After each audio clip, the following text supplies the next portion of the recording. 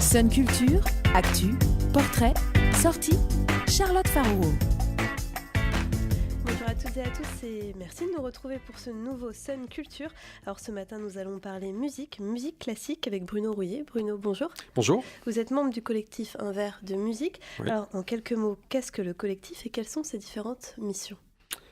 Alors, ce sont des musiciens qui se sont rencontrés plus ou moins spontanément il y a quelques années de ça, en 2010, à partir de l'initiative notamment de Cécile Brouillet, qui fait toujours partie du collectif, qui est un membre moteur, toujours moteur et très important de ce collectif. Et sont des musiciens de l'univers classique qui ont décidé un jour de proposer cette musique en café-concert.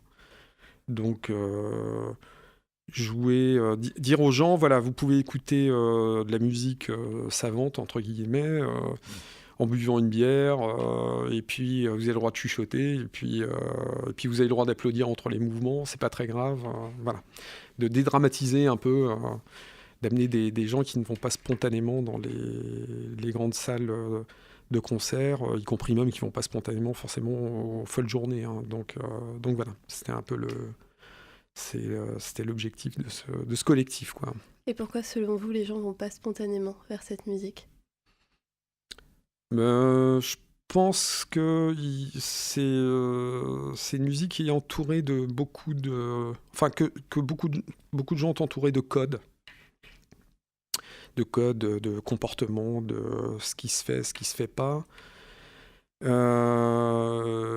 qui ont volontairement, à mon avis, rendu cette musique hermétique. Et il y a des gens dans le milieu, d'ailleurs, qui essayent un peu de sortir cette musique un peu de cette espèce de ghetto.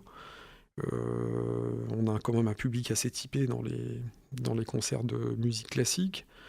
Il y a des gens qui essayent un peu au travers d'autres médias. Hein. On peut parler de Frédéric Lodéon, par exemple, qui propose une approche dédramatisée depuis beaucoup d'années de cette musique, quoi. Donc voilà, quoi. C'est une musique qui a été populaire et qui s'est embourgeoisée au cours des derniers siècles. Enfin, depuis, et donc voilà, ce collectif essaye un peu de casser cette logique, quoi. Et qui continue de plaire, parce que quand on voit notamment les chiffres des dernières folles journées, il y a pourtant une forte adhésion pour la musique classique. Ah oui. Il y a une grosse fréquentation. Enfin bon, moi j'ai pas tout à fait les chiffres de la folle journée. Cela dit...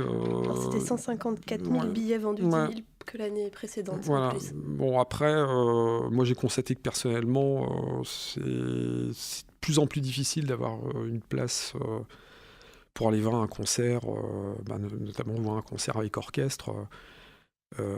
C'est de plus en plus compliqué si on n'est pas à minuit devant son ordinateur ou si on n'a pas suffisamment de temps libre pour être aux ouvertures de guichet. Donc je ne sais pas quels sont les chiffres, quel est le profil sociologique aux folles journées, quoi.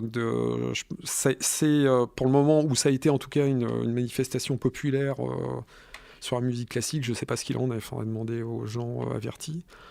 Nous, en tout cas, dans le collectif, le public qu'on a, il est très mélangé, quoi. Il est très mélangé au niveau des âges, de l'âge notamment. Ça va de l'étudiant aux retraités, voilà, hein, pour prendre tout le panel. Et ça va de personnes qui sont des habitués du café-concert jusqu'à des gens qui n'y vont presque jamais, si ce n'est pour aller écouter de la musique classique avec un verre de musique. Donc ça crée aussi... ça amène des gens à aller dans des contextes dans lesquels ils n'ont pas l'habitude d'aller, soit un contexte géographique, le café-concert, soit le contexte musical, la musique classique, suivant les... De manière de rapprocher les voilà. gens dans un même endroit. Ouais. Et au niveau du répertoire, qu'est-ce que vous jouez concrètement quand vous êtes dans ces bars ? Le répertoire, ça va de la musique ancienne à la musique... ça peut aller jusqu'à la musique sérielle, si quelqu'un a quelque chose à proposer en musique sérielle. La limite qu'on a, nous, sont les effectifs. À part en mois de mai, où justement, moi en tant qu'harmoniciste avec le guitariste classique, on avait joué le double concerto de Piazzolla, donc avec un effectif important au Larsen justement, où il y avait une contrebasse, un violoncelle, un alto, 4 violons. La plupart des formules tournent quand même à 2 en duo, trio, quoi. Quatuor, c'est un peu plus rare. Donc voilà, tout dépend de ce qui a pu être écrit au cours des siècles pour les duos, les trios, les quatuors, les transcriptions, etc., quoi. Mais oui, ça peut aller de la musique ancienne, en passant par musique de la Renaissance, baroque. On a des gens qui jouent du classique, du romantique, jusqu'aux compositeurs, les Français ou les Espagnols, fin 19e, début 20e. Et jusqu'aux compositeurs qui sont toujours vivants. Hein. On joue des compositeurs vivants. Hein. On joue pas que des compositeurs voilà. Parce que ça peut être un des clichés de la musique classique, que c'est une musique vieille, entre guillemets. Ah ouais. Peut-être pas forcément. Bah oui, parce qu'en fait, je pense que c'est aussi lié à ce dont on parlait tout à l'heure. Je pense que les compositeurs d'aujourd'hui sont pas beaucoup mis à l'honneur dans ce milieu. Hein. On reste quand même sur la flûte enchantée de Mozart, on reste quand même sur, pour les plus modernes, Ravel, mais alors après, Boulez, c'est un peu plus rare.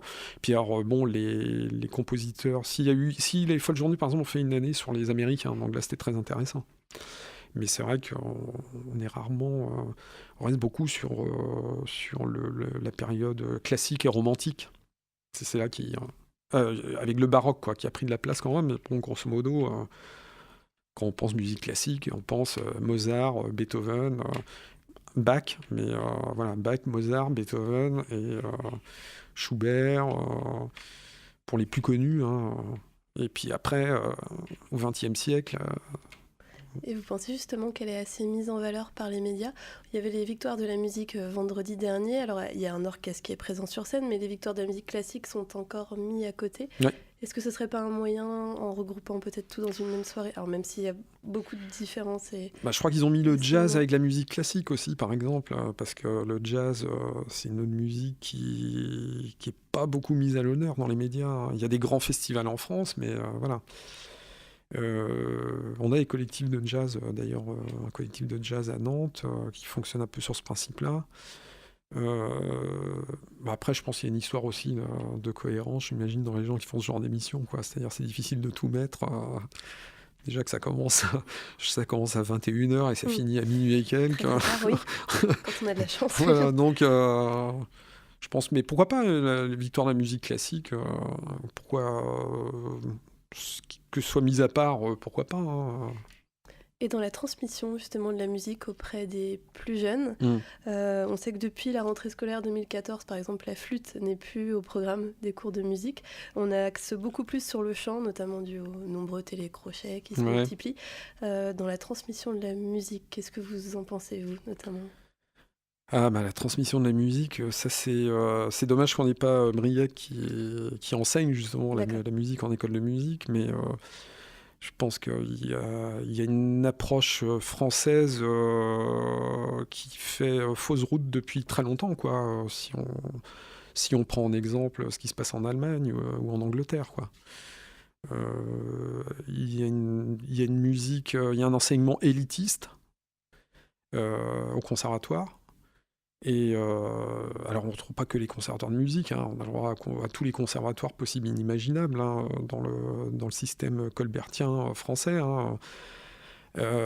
Si on prend l'exemple allemand ou anglais, voilà, ça se passe différemment, quoi. La musique classique n'a pas le même statut. Donc, et l'enseignement de la musique se passe différemment. Mais ça, ce serait intéressant d'en parler justement avec des profs de musique qui connaissent un peu les différents modèles, quoi. Je pense qu'il y a beaucoup de choses à remettre en cause, à remettre en question dans la façon d'aborder l'enseignement de la musique, où en fait tout ce qui ne fait pas partie des élèves qui veulent en faire un métier, ceux qui ne veulent pas rentrer dans l'élite, sont mis un peu de côté, quoi. Donc sans savoir que si ça se trouve, un peu plus tard, c'est peut-être chez ces gens-là qu'on va avoir des grands compositeurs qui ne seront pas du tout passés par la voie royale, quoi. Voilà, c'est peut-être chez ceux-là qu'on va avoir les grands créateurs, comme on a eu comme dans le système anglais, quoi. Donc voilà, quoi. Après, je sais pas. Moi, je suis pas politique. Je ne travaille pas au ministère de la Culture. Mais je pense que ce serait intéressant d'en parler avec des profs de musique qui ont beaucoup de choses à dire là-dessus. Ouais. Comment vous êtes retrouvé dans le milieu classique ? Vous jouez, on peut dire, de l'instrument que vous jouez ? Moi, j'ai un instrument qui est complètement marginalisé, notamment en France, voilà, qui est beaucoup plus... qui n'est pas aussi rare, qui n'est pas vu du même œil en Allemagne notamment, aux États-Unis, en Espagne, en Chine, au Japon, pour parler des plus connus. En France, c'est un instrument qui est totalement ignoré, même s'il y a eu Darius Milhaud qui a composé, Henri Sauguet, etc. Et donc moi, de toute façon, je suis arrivé là-dedans. Bon, de toute façon, j'ai une connaissance. J'ai fait l'école de musique. Hein. J'ai joué en orchestre. Donc j'ai fait tout ça avant d'arrêter, puis de reprendre d'une autre façon avec le blues, le rock, le jazz, puisque quand on fait de l'harmonica, on passe forcément par cette musique-là. Et donc, en fait, la musique classique, pour moi, elle est arrivée par hasard. C'est une rencontre avec le guitariste classique Cyril Simon, qui fait partie aussi du collectif Un verre de musique, quoi. Voilà. Et donc, c'est lui qui m'a amené à m'intéresser à cet univers. Et à vous faire rencontrer le collectif.